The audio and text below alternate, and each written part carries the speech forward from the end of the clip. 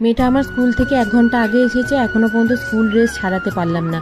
ও যখন স্কুল থেকে আসলো তখন দেখলো ওর ভাইকে খাওয়াচ্ছিলাম, মানে শিনুকে খাইয়ে ঘুম পাড়িয়ে আমি স্নান করে, আজকে যেহেতু মঙ্গলবার, 2 দিন আগে সোনার শরীরটা খারাপ ছিল, ভেবেছিলাম ওর শরীরটা ঠিক হলে বজরংবলীকে পুজো দেবো। তো বাইরে গিয়ে তো এখন আর পুজো দেওয়া সম্ভব না, ঘরের বজরংবলীকেই স্নান টান করে পুজো দিয়ে এই সবে আসলাম।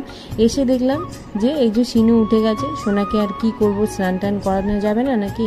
তাড়াতাড়ি করে আবার শিনুকে ওর ঠাম্মার কাছে দিয়ে সোনাকে স্নানটা করিয়ে দিলাম, করিয়ে এখন সোনাকে খাওয়াবো, নাহলে এমনিতেই লেট হয়ে গেছিলো। ততক্ষণে বসে বসে শুকনো চিড়ে খাচ্ছিল। 12টার সময় স্কুল দিয়ে আসে, এদিকে শিনুকে ওর ঠাম্মা দেখো মালিশ করাচ্ছে, আর ততক্ষণে আমি সোনাকে স্নান করিয়ে ভাত খাওয়াতে বসিয়ে পড়েছি। আজকে জ্যান্ত মাছের ঝোল হয়েছিল, সেটা দিয়ে সোনাকে ভাত খাওয়াবো।